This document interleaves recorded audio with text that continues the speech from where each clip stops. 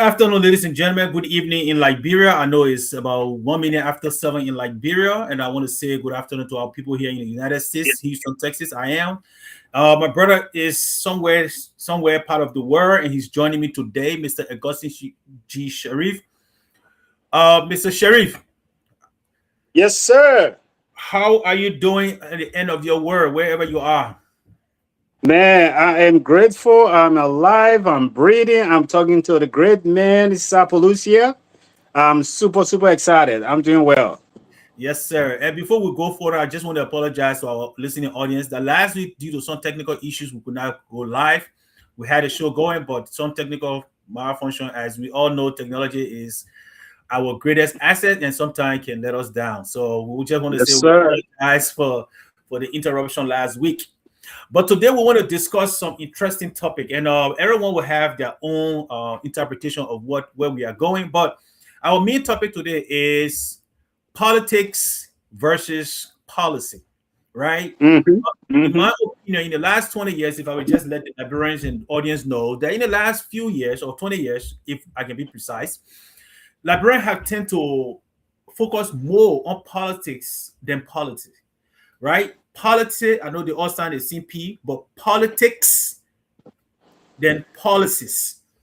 Okay, because some people would say because of everything that has been done historically is not being personalized, right? Where when it Mm-hmm. comes to leadership, people are devoting their time to leadership or the individual who is leading a political party or well, we don't even have political institutions, so I'm not going to go that far. But the individual party and that have led to weakening institutions and political culture that is now being shaped just to focus on the individual leading the parties that they had and even the government that they had. So they are not looking at what the government can give them, they're looking at what the individual in the government can give them. Now, I'm wrong with my assessment, but if you look at the last 20 years, especially after the war, nothing really have developed, in my opinion, and those who are in Liberia, to see that we can look at and say, look, this institution was built and have been maintained over the years. And I can Mm-hmm. give examples. Sure. Anyone driven in Liberia in the last, let's say, 20 years, I'll go back to 20 years from 2006 to 2026. The Bushville Island, almost every year, that road is being rebuilt, re-renovated, something reconstructed. And every time we go there, they will break ground and show the politics about it. Well, we just did this road, and then a few weeks later, no, there is no way to pass, right? And we have to be bypassing that Somalia Drive. I mean that Freeport from Freeport Junction all the way to Lookington. You have to bypass to get around to get to Beer Factory before you can get on. So, in my opinion, leaders have just been portraying politics that can catch the eyes of the people, but no policy being put in place to ensure that these roads that they are building are maintained and have a lasting impact on society. But as we go through this, I know we have different or various I mean discussion on this. But Mr. Sheriff, if you look at what is going on in Liberia, right? Mm-hmm. When you view politics versus policy, what is your view, or how do you see the running of things in our country? Yeah, I mean, let me agree with you. Firstly, when it comes to, I want to focus a little bit more on the politics side of things, right? I Mhm. think everything for the most part has been politicized, right? Everything in the country has been, is being, and will continue to be politicized. And it's so comical. Sometimes you see exactly what's happening. You will see someone taking credit for something. I mean, it's so funny because I think in the last month or so, maybe 2 months ago, when the Roberts International Airport road were lighted, with the solar panels that they put up there, when it was lighted, UP was taking credit for lighting up the entire Robert Fee Highway. And then seditions would come and say, no, that project started under George Weah. So George Weah should have credit. It did not even end there. There were another program at the Ministry of Youth and Sport. UP was taking credit for implementing a program that will help young people that will actually expand into future plans. Sedition, Isaac Doe came on board and said, no, that program started under me. Matter of fact, I wrote the paper for it. And so I look at all of these examples and say, look, politics has become the norm of everything. And as long as that continues, though, Mr. Sapalucia, in my humble opinion, I would tell you the country is going nowhere because the citizenry, the people in the middle, the everyday people like you and myself and my water and my yamanen that's selling the lapa and down water side, you and myself in the middle, we are just going to be the pawn in the game. When CDC come, we get that T-shirt. When UP come, we get our T-shirt. When ANC come, we get our T-shirt, and we will just continue to be the bargaining chip for these 2 or 3 or 50 different political parties in the country. So I agree with you. Politics have taken hold of structural development and lots of infrastructure development. No policy in place. Nothing has happened, and these things have just become the norm in the country, unfortunately. Yeah.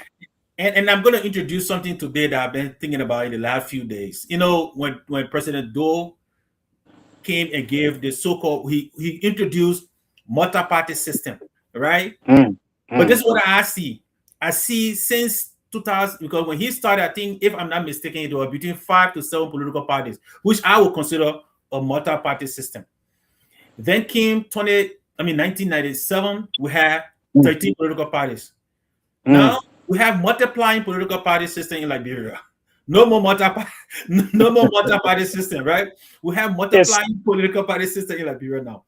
It's becoming exponential, right? Yeah, you guys were the math student. You know, when you something to the third or the fourth power, whatever power. So it just blew it, and it's so funny because if those political parties, if they have a structure to say, look, we will stay true. Look, let me not endorse any political party here, but let me at least try to give ANC a credit. Let me try to give ANC a credit. ANC is trying, and I use the word trying with capital letters. ANC is trying to build institution. And because they are trying to build institution, I'm not saying they're going to win election in 2029. I'm not saying they're winning the presidency in 2029. If they do, it'll be a blessing for the country because I think we need a new phase, a new start for everything. But they're trying to build institution. And the other political parties, the whole idea of institution building is not there. Everything right now is about politics. And even a statement that someone makes, it becomes politicized. So everything is about politics. Let's say, for example, I know Liberians hate it when I use the comparison between the USA and Liberia, but it is applicable. Now, when you look at the Republican Party, all of the focus now is we are going to do everything we can to promote J.D. Vance. We are going to give him the big assignments. We are going to put him on the world stage. We are going to make sure he's well known. We are going to make sure that he's the face of the MAGA movement. And so, come 2028, they will not have to guess to say who is our candidate. They have an institution that have been built. But right now, when you look at CDC, Weah has said that he did not even want to run after he lost the last election. He did not want to come back. But because the institution was not built and there is no one in place to actually be the next phase of that organization, Weah is being pulled back into it. People are pulling him back into this presidency that he does not even want, does not care for. And so that's exactly the example I wanted to make when it comes to institutional building, which is something way far beyond. Instead of playing politics, we should build institutions. Exactly. And that's what some of us have been saying for the past year since we've been on this platform and other platforms, right? That instead of we continue to play this cat and mouse game, we should start focusing on the development of Liberia, right? Yeah. Now, in order for a political party to become an institution, you will have to have a policy. Sure. Because there is no substantial policies that they can write on or they can move on, they can't build an institution. So it's become an individualized stuff. Now, we can go as far back as the 1980s. Okay, 1985. Let's start from there. because on 84 when the NDPL was created, and then we have Lab, we have LP. I mean, yeah, Lab, UPP, and what else?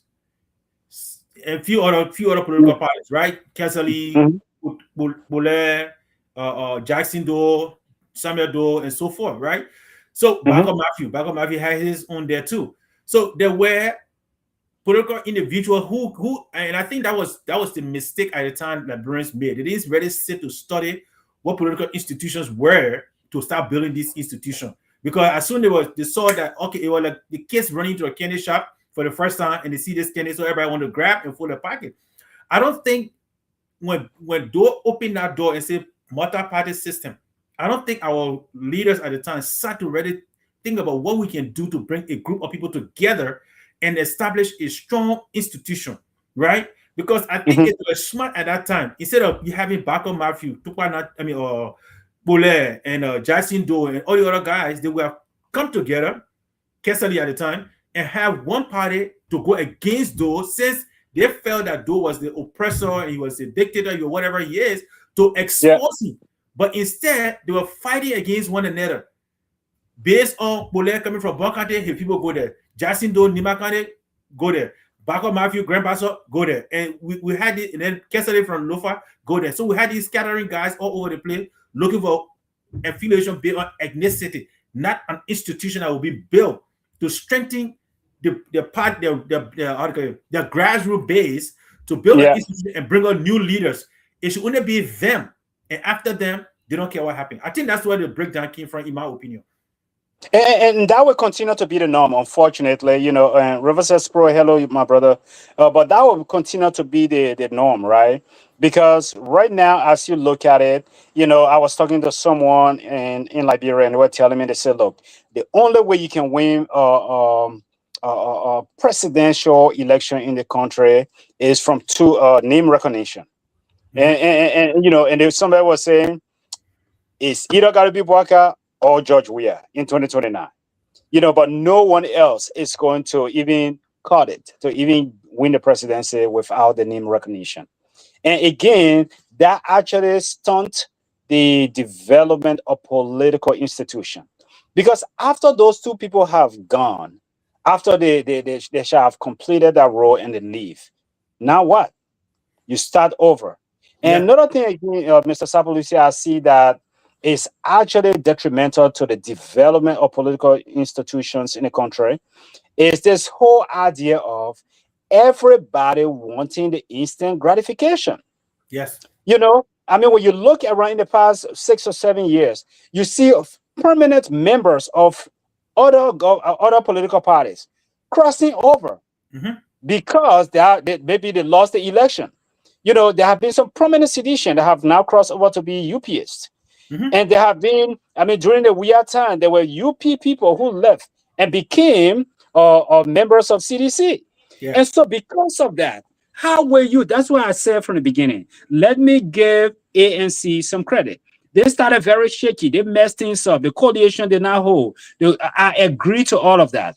But right now, they are trying to build something. And one thing that they have done, they have young people, they have capable people. When they had the last convention, they put people in place that are going to be responsible, and they are not begging you to stay.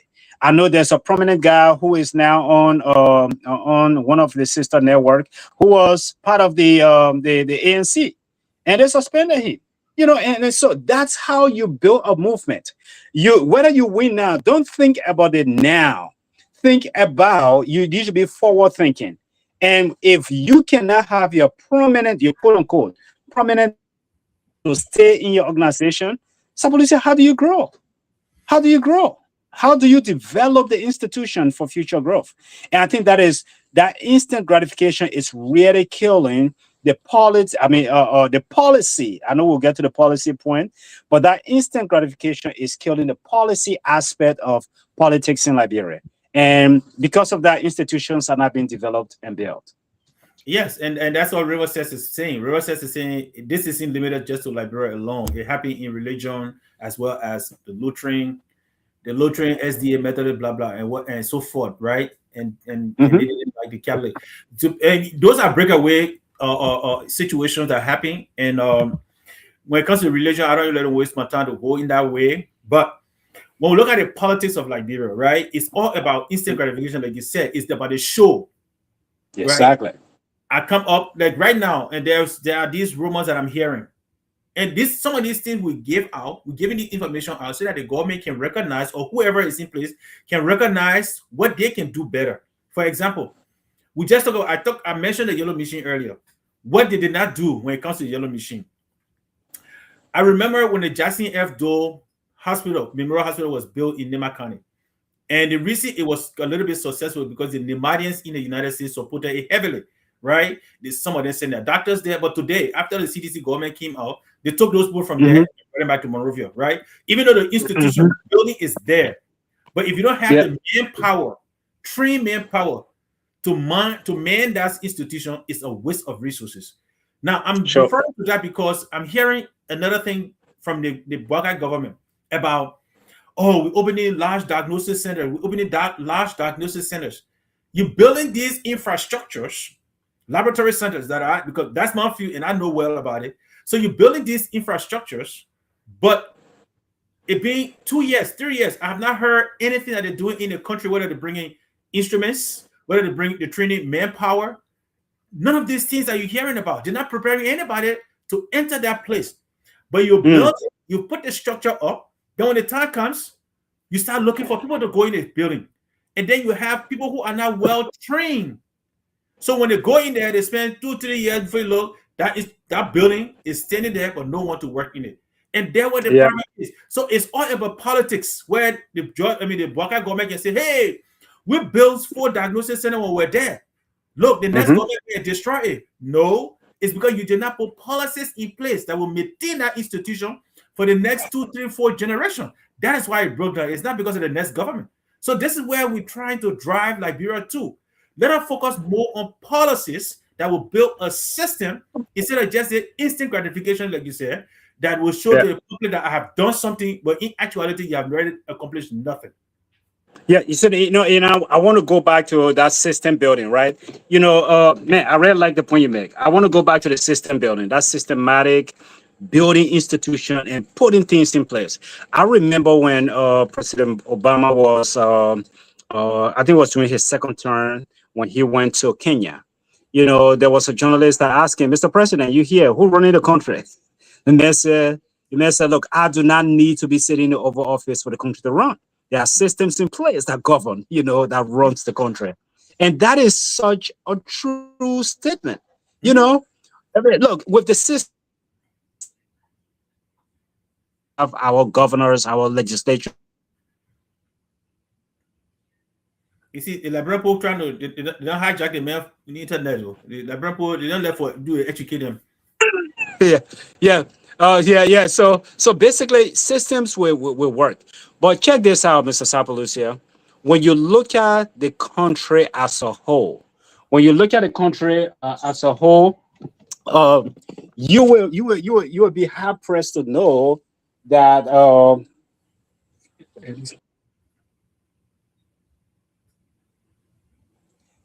So, Sapalucia, bear with me here 1 second. I'm Okay. gonna I'm gonna I'm gonna switch. Okay, so while our brother gets situated, because where he is, sometimes he has some difficulty when it comes to the internet and the electricity. But uh look, Liberians, we are not here to beat on anybody. Our job, we believe on this platform that Liberia will rise and Liberia shall rise. And in order for Liberia to rise, we have to identify those lapses so that we can correct them and put ourselves on track. If you look at what's going on in Liberia, everything is about politics. If you look at Ellen Johnson salute time, then look at our military, for example. Because today that should be a hot issue that the legislature should be looking into. That's a hot issue that the countries, the citizens themselves should be addressing. But nobody is talking about it. Why? Because they don't see it impact them. Even though if it continues the way it is going, it may impact them later on. After 14 years of war, any country that I know of that have come to become a developed nation, after 14 years of war, the first thing you're going to do is build your military. That is a system. Build your military to the capacity that it will withstand whatever that is coming.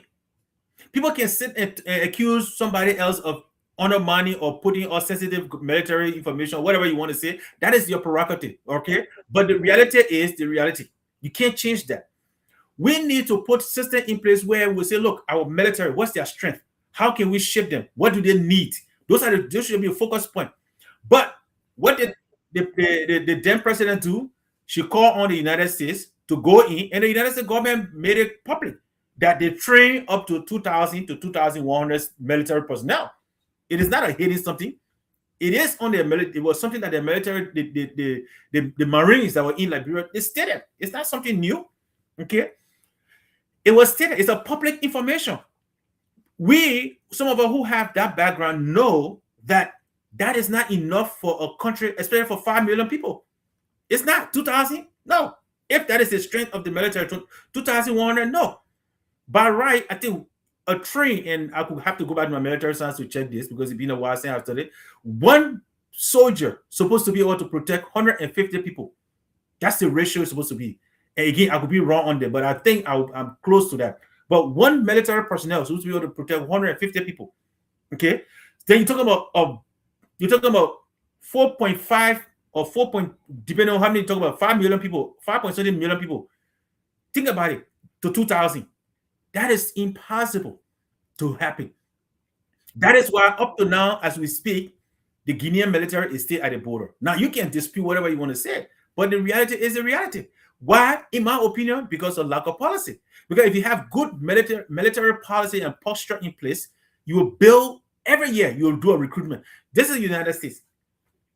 In the United States, there is no weekend that they are not graduating new military personnel. Almost every Friday, they are graduating military personnel every Friday, continuously throughout the year.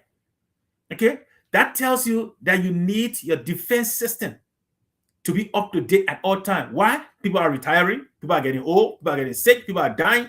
All these things are going on, so you got to keep recruiting. You can't wait until problem comes before you start recruiting. That is not a system. So we're just playing politics with everything. Everything we talk about is politics. It does not develop a country. Politics will weaken our economic system. Politics will weaken our education system. In fact, politics now have weakened the media because everybody now is trying to side with whoever can give or buy their minutes or their hours to be on their platform. You're supposed to be the full estate. But because of politics, everybody have to align with whatever the sun shines, as the late Kakurakoto used to say, hang your clothes to where the sun shines. That does not build a country. We need to start putting policies in place to train people for the next generation to come. Okay? Now, like I was talking about, I don't know if Sherry is ready to come back on. Yeah, I'm ready to come back on. Oh, okay. Yeah, so I know you're in flight. Yeah. So I'm back on. So no, but I heard the commentary, I heard everything you said, and I could not agree with you more, brother. I agree with what you said with regards to the institution building. I wanted to go back just one step with what Robert says Pro said earlier when he mentioned the religious aspect, how churches broke away from the Catholics and all of those different things. Now, I will agree with you because when you look at all of those examples that you gave, those religious examples you gave, those were done fundamentally for biblical or for reasons that were contrary to the scripture, right? So I don't want to get into the religion of it. So if political parties, that's why we are not saying there should be a cap on political parties. Even in the great United States of America, we've been crying that, look, it is not fair to only have 2 political parties in the country. We've been crying about that. We said, let's get a third option. So every year you have the Green Party, you got the Green Party or you the Libertarian, they come up. And we said, let's have a third option. So we are not saying let's put a cap on political parties in Liberia. What we are saying, though, is when everybody come into it because they see Liberia as a piece of meat, they just want to come and cut themselves.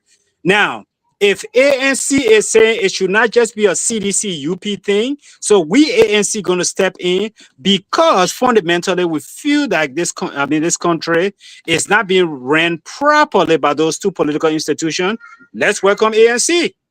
So we are just saying if you see a fundamental flaws in the two-party system in the country, bring another party. We are not putting a cap on it. But don't come in and do the same thing the other people did, and you think you want to come and change something. But another thing I want to say, Sapulisa, since we're talking about institutional building, there are lots of political parties that will come into play during election time. And the reason to do that is because number one, most of those people, they have no intention of staying true to the country. They do that because they are saying, even if I get 5% of the vote, maybe the political party that wins will come and lobby. And lobby my vote, so that way they can give me 2 or 3 ministries in the administration. They can give me 2 or 3 director position in the administration, or they can make me an ambassador. That's the instant gratification we are talking about. It does not build institution. So weed out all of these little political parties that come with their own greed, their own agenda, just to get something, because they are not building nothing. Because by the time the election is over, you don't hear of those political parties ever. So that's what we say. No, it's true, because since the 2024 election, it was that 2023 election. Right now, we don't hear about all the other, even the popular ones that we were hearing about. The Liberty Party, we better hear about Liberty Party anymore. We better hear about MDR unless there is something going on. So far, when they appointed this when they nominated this new election commission chair, less than 5 political parties came out and said, "Oh yeah, we agree or we disagree." That shows you what it is. But just wait until 2028, going towards 2029. Then when you're going to see all these other grasshopper jumping from everywhere and becoming a multiplying political parties in Liberia. And that's why I'm calling it the multiplying political party system. Okay? We are no longer. So, Robert says put a point out here, and it's worth noting, right? And since we're talking about policies and politics, you play politics by going to, I don't know, commemorate or open or whatever you want to say, a private owned entity like the mall of Monrovia. So what the government going to do? Take credit for a private entity that was open? Is that a job of the president? And speaking of these things, have you noticed in the last 2 years of this government, this administration, that they dismiss people who are really wanting to work for the Liberian people and not the government? Think about it. This should get your attention. Muda from Commerce, he was fired. He was never charged with corruption. He was not investigated. Nothing happened. Raymond Pay, he was fired.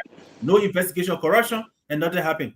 Then the worst of all, my favorite among them, Dr. Nyan from Enfield. But you know what happened last week?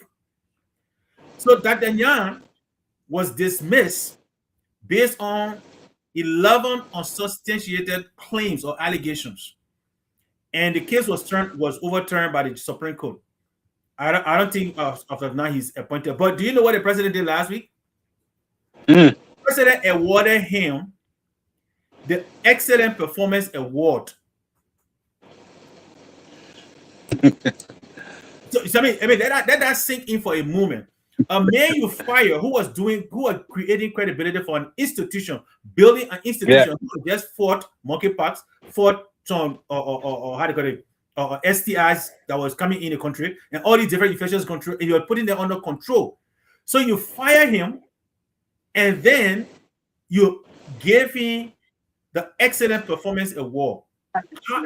Mr. Sheriff, tell me, is that policy-driven dismissal or politics? Is it freeze? But so Liberia, this is something that we need you guys to look at. You fire a man who, I mean, from my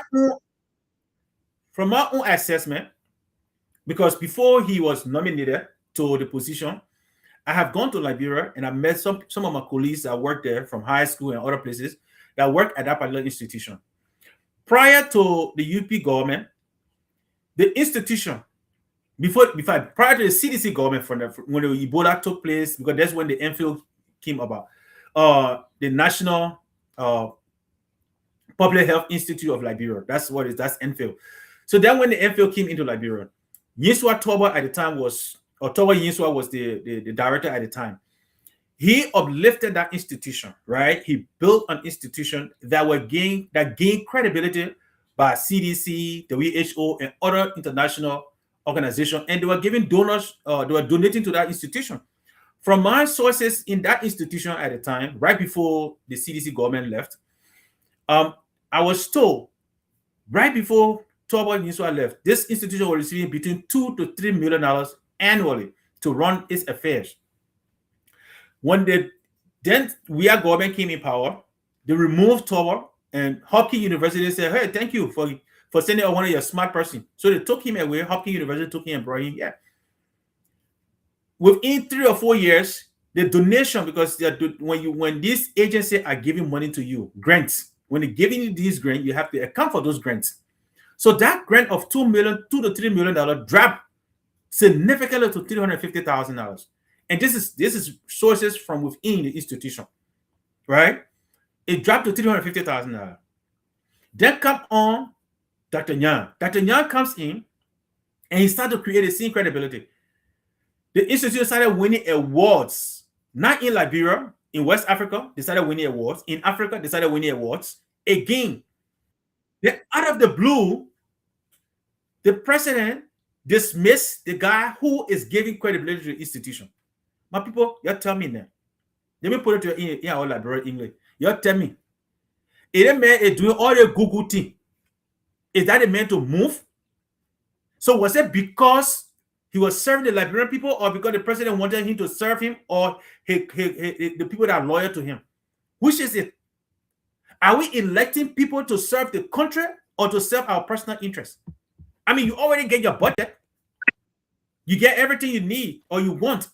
So we should be putting people in place. Mr. Bwaka is in his 80s. He's not getting young. So let's be real. So if anything he should be doing is to leave a legacy that Liberians will benefit from, that his grandchildren will benefit from, his great-grandchildren will benefit from. Not because he thinks today because he got money and he's president, when he leaves, his system is broken, his children will get the same treatment. If you think I'm lying, let me ask him again, no children. Where are they? Where are the top children? Where are the top men children? What kind of legacy are our leaders leaving so that their children and grandchildren can benefit from? You dismiss a guy who is giving relevance to an institution and winning awards to put somebody incompetent only because they are either related or they can answer to you, yes, sir. And that's what we want in our country. That is why we are saying we should choose policy over politics, because politics weakens institutions and it kills a country. Mr. Sharif. Yeah. No, I mean, Sabalusi, I gotta definitely give back. I think 2 points that both you and River Says Pro kind of touch on is the whole idea of, again, that goes back to a policy issue, right? Because if you really look at it, that is not the place for a president to be. Because I mean, I feel bad. I feel bad that we actually had our president involved in that process, because that was not his place in the first place. Now, the second thing that River Says Pro was talking about also is the hiring of Edward Appleton. Yeah. Oh man, the guy gone off. Yeah. So and I think yes. Well, I mean, what Sherry was talking about was concerning your River Says your discussion about Liberia internet. Because they've been talking good thing about the country now. The one moving from the one moving the internet.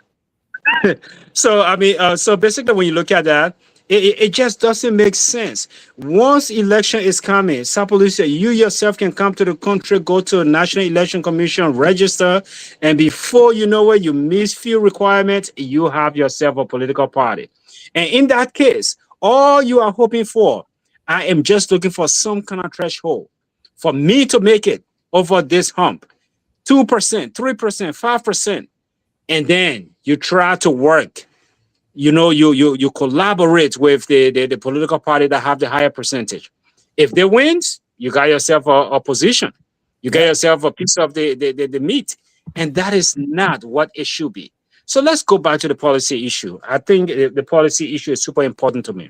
Yes. When you look, policies, we have very good policies on our books. Liberia, we love to write. I think we pride ourselves in having rules, laws, and everywhere. It's everywhere. Even our traffic system, where in the morning you see people coming the opposite direction. We have policies and laws on the book. However, the implementation of those policies, the implementation of those laws, that's where we fall short. That's where we fall short. And again, that goes all the way back to institution building. The first institution in the country, that executive institution, if we can build it up where the executive of the country, the CEO of the country, is observing rules and following regulation and putting stop to corruption like the executive should do and run the country, oh, that would be a good start. That would be a good start. But right now, as we speak, we're still investigating the last president that was in office. We're still investigating some of his cronies, some of the people that were in office with them. And someone is standing up and saying, I have presidential immunity because the president told me to do so. You know, what are we doing if the executive cannot uphold the policies? They cannot uphold the guidelines of the country. They cannot uphold the handbook of the executive. Then, of course, the institution falls. Once the head falls, the institution falls. And to for me, I like to go to the man who is in contact with the people. One of the bigger failure, and I will keep saying this until something change. The lawmakers are the worst group of people. Okay? People will say, oh, they don't have power. No, they do. The Constitution gave them power. They are the first branch of government. And besides, the executive, and I want Liberians to look at it from this point.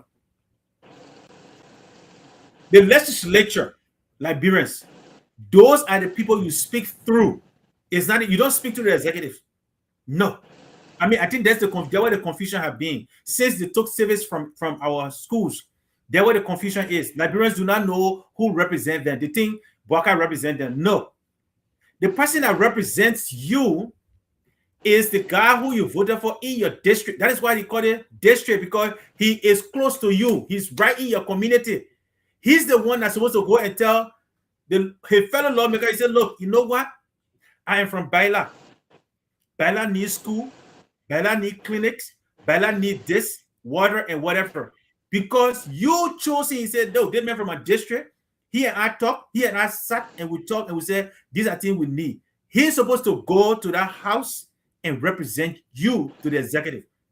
And if there is a crime being committed in your community, he is supposed to call the police director and question the police director. Hey, I hear armed robbery is prevalent in my community. Why? If the police director cannot give you an answer, he has the right to impeach. The Constitution provides that. He has the right to impeach that police director. He has the right to impeach the ministers. They have the right. But those are the worst people. In fact, they are worse than the executive. Let me be realistic with anybody. They are worse. These are the people who, in fact, you talk about traffic rule. These are the people that went and crafted rules to go against traffic according to them during rush hour. If you think the road is narrow, why not put in a budget to expand the roads? Then we can understand. Why not expand the road, and then you can have a median lane that only lawmaker can pass. But you cannot leave the road as it is, two narrow roads, and you're saying, oh, you're telling the police director we have made it a law that from 4 o'clock to this time, we are the lawmaker, we got it right. So you're putting yourself above the people who elected you. So they are the worst group of people you see. These are the people who will take money and go to the border and come back and start dancing jolly jolly. These are the, look, Sheriff, I will keep saying this. I hope they can get rid of the 73. And now they're talking about putting another 16 more, I think. You want to make it 89. So you're already there, you're doing nothing. And you're trying to create more. To do what? To take more money? So Liberians, your lawmakers are the worst group of people. Because they're not seeking your interest. They're only going there to collect money and put it in their pocket and driving big cars and allow you to worship them. And that is shameful for our country. Yep. So let's go to the point. The question that Riverside Pro is asking here. Talking about political parties that just come into the fray, they come into the political system with no good motive at all.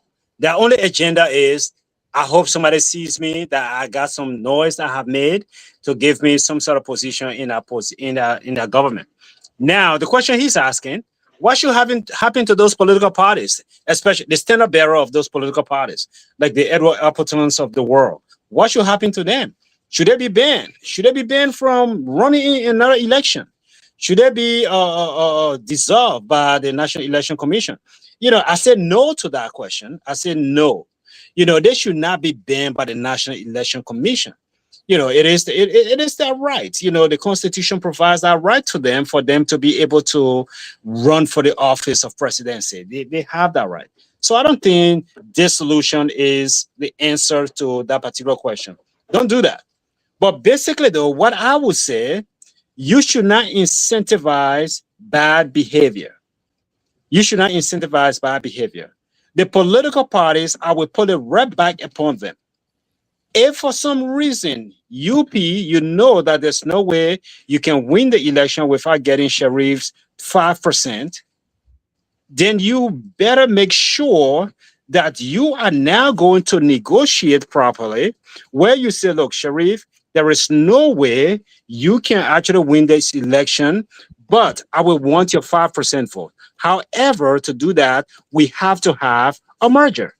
Whether it is a merger and bring those two political parties together to be one force to now move in four direction, then you can now say, okay, this is a merger, this is actually a collaboration. Then you can move in that direction under one umbrella, but not selling yourself as a piecemeal and disappointing all your voters, disappointing people that have been in the trenches with you, and then at the end of the day, only you get elevated, and those individuals that stay below, they fall by the wayside.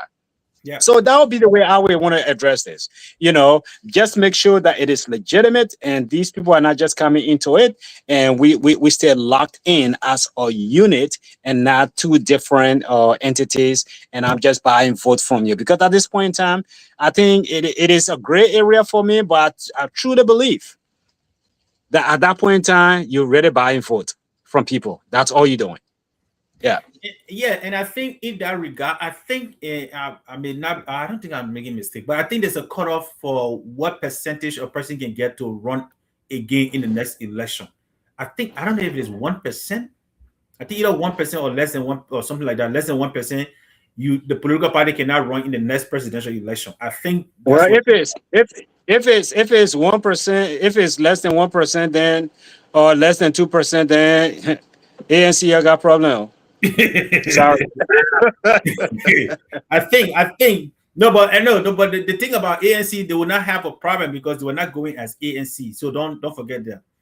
Okay, they Oh were yeah, going. that's good. Yeah, so those are places that to watch out for those words, right? But those I think it's one. I think it's less than 1% or 1% or something like that.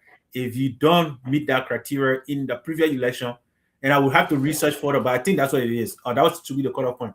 Then you don't Yeah. participate in the next election. But ANC, Liberty Party, they were all growing as some kind of coalition, so they don't fall in that category, right?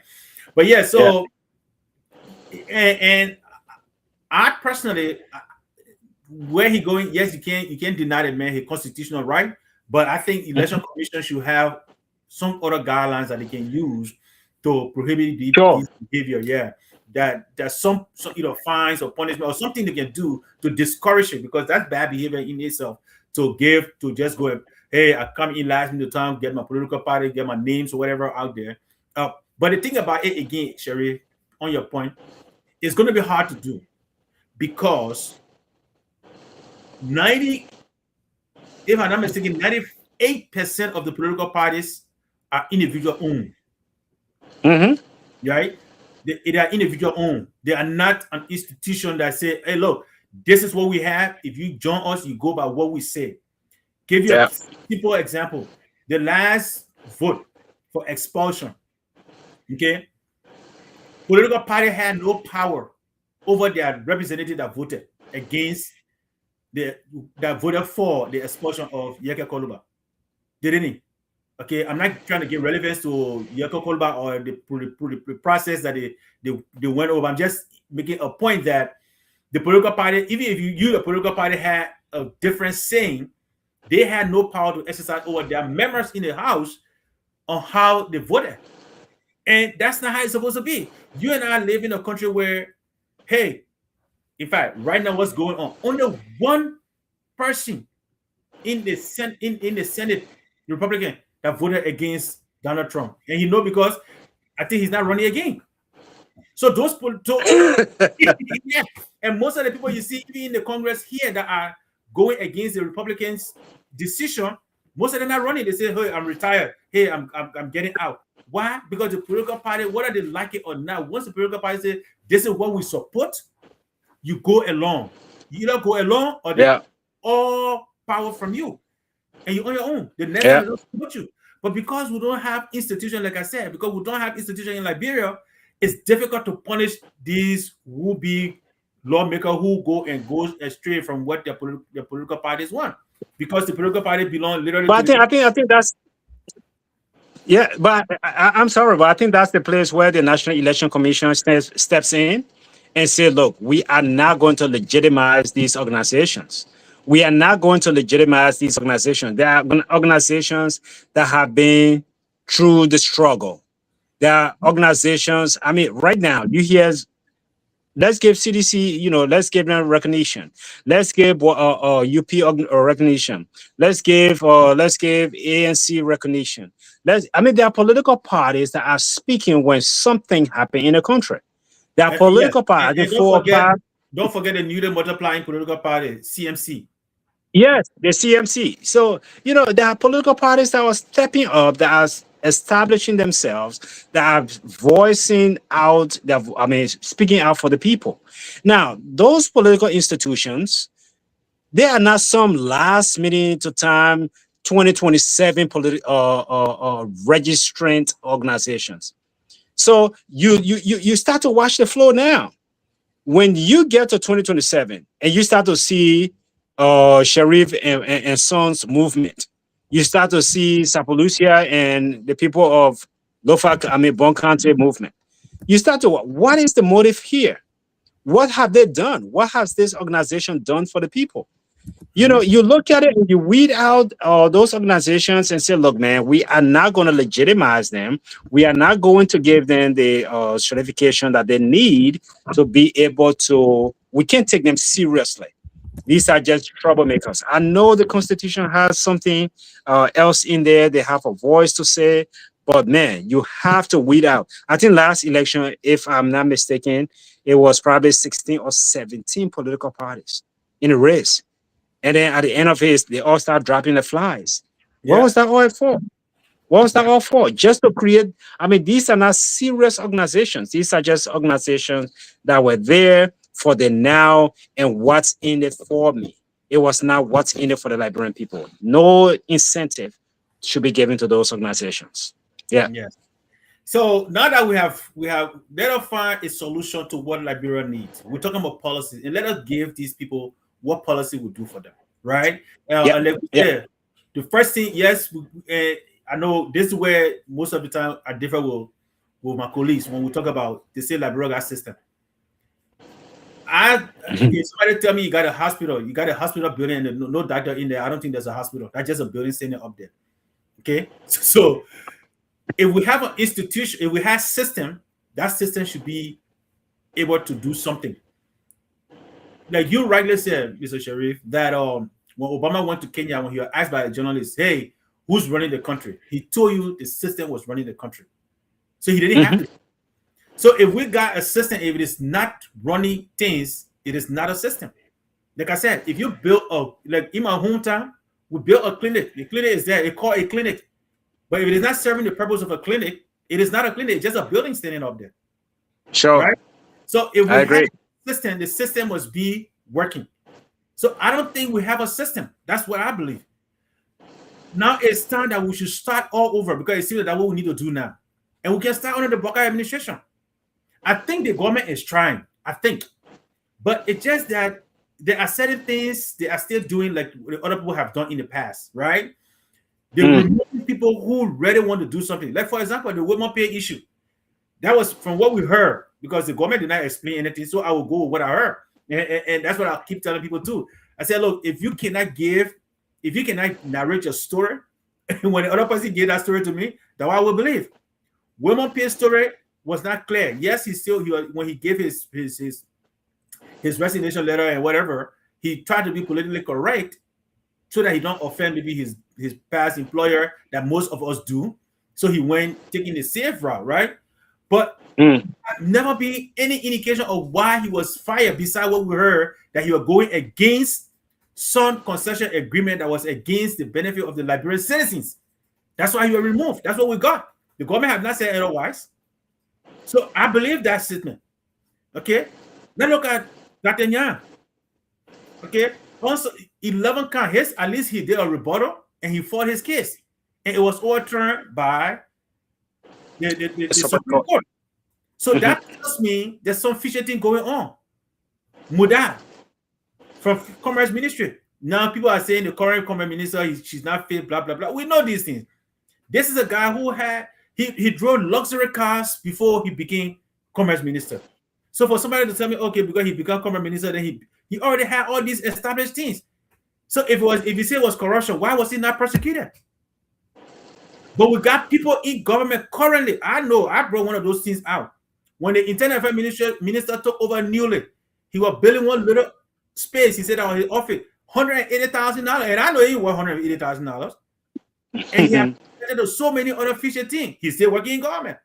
The LTA managing director, he have had so many different things. The NPA again, the NTA, National Transit. So there are so many people who got corruption allegation, but they still working government. In my opinion, only because the answer to those in charge, there is nothing happening.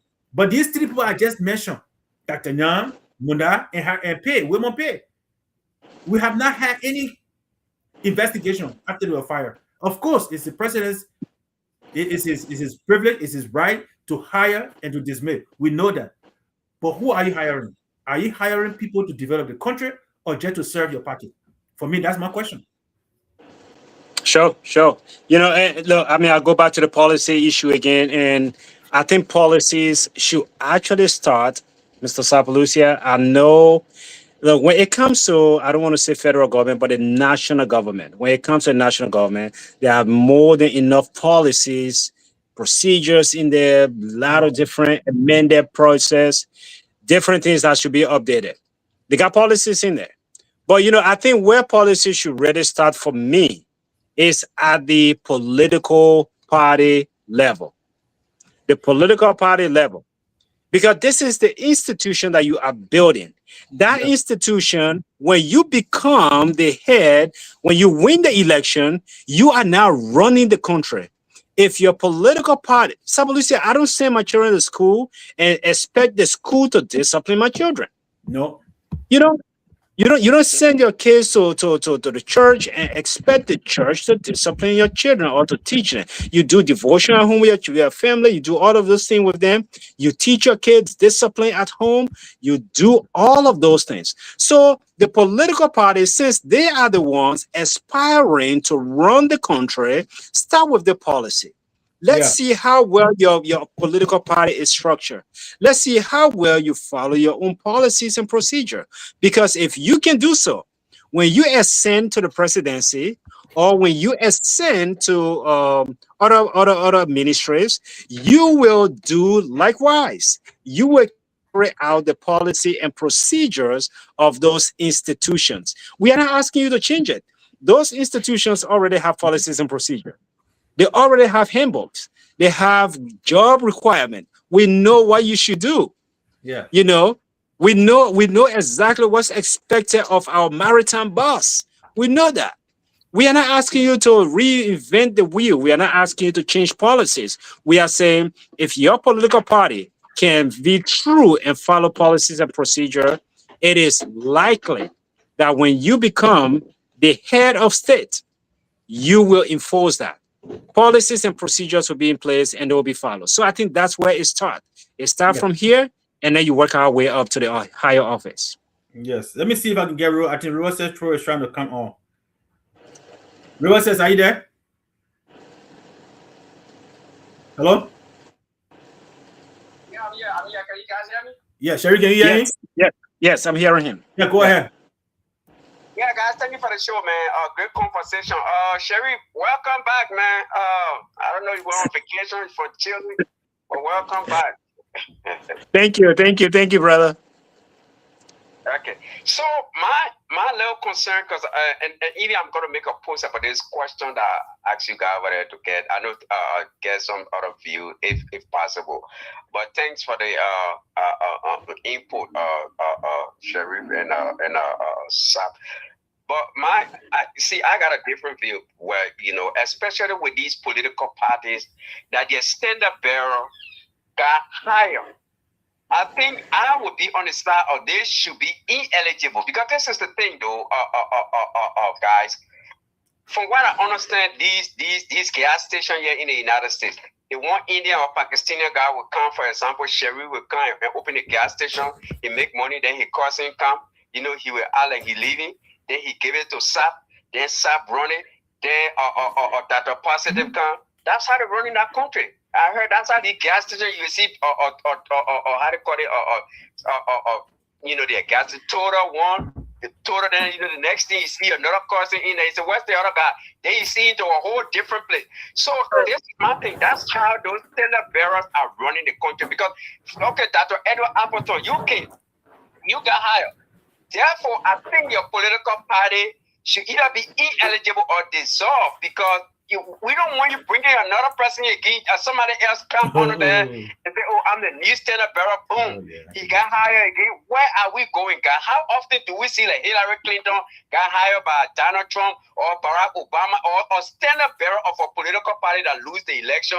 I haven't seen it before in this country. What I've seen is members of that political party, that John Kennedy, the controversial health minister, he was a Democrat, but he joined, I see, but this actual standard bearer, I mean, I could be wrong. Maybe you guys can correct me, but I've never seen this in this country before. So I want us to set precedent on these people where they don't be running business and come Sarah Besser and I assume they don't get hired. Boom. I mean, I assume they don't get a adequate number to go second round or win. They get higher, and you would never. And guys, sorry, but this is my last point.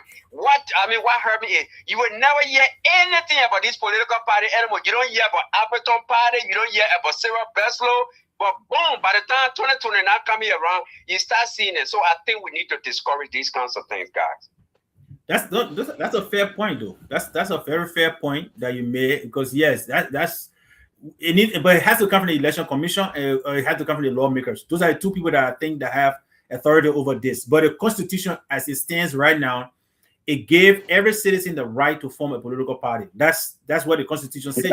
You cannot bar anybody, and there is no stipulation in there that states this is what you need to do. However, the election commissions has the authority to say, okay, because of X, Y, Z, we are putting these in place, and it left with the election commission and the Supreme Court to interpret that other law. But your points, I think I agree with you on that point, because I have not seen it in the United States. I know I have seen opposition come and work in the Obama appointed Donald Rumsford from the Defense Secretary of Defense for a while before he left, because you Bush and he came, but he never left and went and stood as a Senate bearer for the Republican Party. That's not going to happen. I mean, once you go that route, it's not. But the point is well taken, and I agree with you on that one. Yeah, no, I mean, I concur, but again, I'm still hanging my hat on the Constitution, and that's why I put it right back to the National Election Commission. They have the authority. They can write rules. They can amend the policies. They can change the guidelines. They can set criteria for political parties without again infringing on their constitutional rights to exist. And so it is one of those gray area. If you don't do it correctly, you will have legal issue on your hand. But if you do it correctly, you go through the proper channel, then of course you're not going to have the saga we have in the country now with the Yeke expulsion, where some people are saying, look, you did not follow due process. We want to follow due process to make sure that everybody's voice is heard and no one is being censored, but people are exercising their freedom to establish political institutions and to be able to manage them. Yeah. Yes, sir. Yeah. So thank you so much, River Says, and thank you for your contribution. Yes. All right. So yeah, so Mr. Sherry, you see, and that's the problem. It is good that and I will try to see how we can summarize what the benefit of policies is versus politics. But the Mhm. points you made when it comes to those two now, right now, as we hearing people talking about this to investigate Senator what's his name, Connett from Babulu, because Mhm. according to and so what is Tuma or whatever the guy name is, the other senator. So you see how I used to have some level of respect for the senators as compared to the white to the guys in the house, because every time I watch the Senate sitting, it looks more responsible. The debates are more civil. However, the guys in the house, they just make a lot of noise and stuff like that. But this particular last statement he made on Facebook made me to start questioning, to having a second thought about the Senate, because when Senator Connor made a statement, which he claimed was of issue of exposing or disclosing sensitive, classified as he made it seem, which is not accurate, it's not true. But even if you were to say it in chamber, if he was familiar with the Constitution, it states that lawmakers acting or saying or deliberating on any issues in chamber cannot be investigated or arrested for that. So he's a senator and he doesn't know that, and the common man in the street knows it. That caused it to some serious questions that should be given to that particular guy. And most of them say they are Mm. lost. So what law are they learning? I have not been to law school, but I read this constitution all the time just to get myself familiar with it. I try to keep a copy. So I'm trying to think what was he thinking when he made that statement? Mm. Mm. Mm. Again, not to kind of deviate from the topic at hand, but I think your point is well taken, Mr. Right? Sapolus here. Yeah. And look, I look at all of those things and say, look, if I should just make my kind of closing on this whole thing, I will go back to the issue of building institution. Man, it is so paramount to everything we're doing here. Because, Yes. man, if the institutions are built and not just built on someone establishing it, but built on policies and procedure, man, those policies and procedure they translate into any office you go to, because you learn good governance, because you learn how to actually carry and care for the country. You follow your own guidelines, you follow your mission, your vision, you follow all of those things, and it just translates into good governance. And so I want to go back to, again, to the to the political institutions in the country. Build the institution, not for now. Give yourself time. Build it for the long run. You may not win election now, but in years to come, you will be established, you will carry yourself, you will be responsible, and you will have this name recognition that you don't have now. Yeah. Just continue to work for the Liberian people, continue to do those things. When you do those things, man, your time is coming, because people will see and they will realize, they will know exactly what is being done in the country. But right now, everybody is upset. The CDC coming and say, oh, we want UP. UP coming, no, we want CDC. We are just playing this name recognition game, and politics have become the norm in the country. And without strong policies in place, this is just what we're going to have. And we're just going to be having this revolving door that leads to nowhere. And you are just going to find yourself in this bigger and bigger and bigger and bigger mess. And people are just going to get resentful. And every election cycle, we're going to get back to this point and just reverse our course and just get back to protest. And so I truly believe that in order for the country to move forward, for Liberia to rise, we need stronger political institutions, and we need policies and procedure that govern those political institutions that will translate into the higher offices of the country. Yes, my brother, and thank you so much for that outline. I'm not going to go to the political institution side because you have addressed that, but this is what I can tell us Liberians. As Liberia, if we want Liberia to rise, and if Liberia should rise, we need a policy-driven institution that can shift the national decision making, right? Instead of, because right now, let me tell us, the politics in Liberia is all about personality. Okay, the charisma of George Weah, the charisma of Wakai, or whoever you want you affiliate yourself with. But if we have a policy, what it does for us is we will have every decision we make will be based on evidence, research, right? So, for example, if we talk about building the healthcare system, we'll be looking at data to say, okay, what worked for Ebola? What did not work? What worked for coronavirus? What did not work? Then you are doing policy analysis. Other than that, all we're doing is playing politics. What did we do during the Ebola time? Ellen Johnson collected some money. She distributed in the wrong places, giving national security this amount and giving the healthcare worker. I remember that time because I was one of those critical voices at the time. Giving healthcare worker, the whole of Monserrado County had 2 pickups. And they had another, I think about 3 pickups that they assigned for Bonkante, Maigibi, Lofa, and Nima County. That is not policy. Okay, but you are giving money to information, more money to information ministry than you give the health ministry. I had the data at the time. So that was not a policy driven. It was based on politics, based on where her interest was. Who are those that can give her kickback? In my opinion, who can give her kickback readily? That's what you're doing. But the healthcare system that needed it at the time, the money was not given there, right? So if we want to build an institution or a country based on policy, what it will do, it will give us, it will generate evidence-based researches that will develop our country.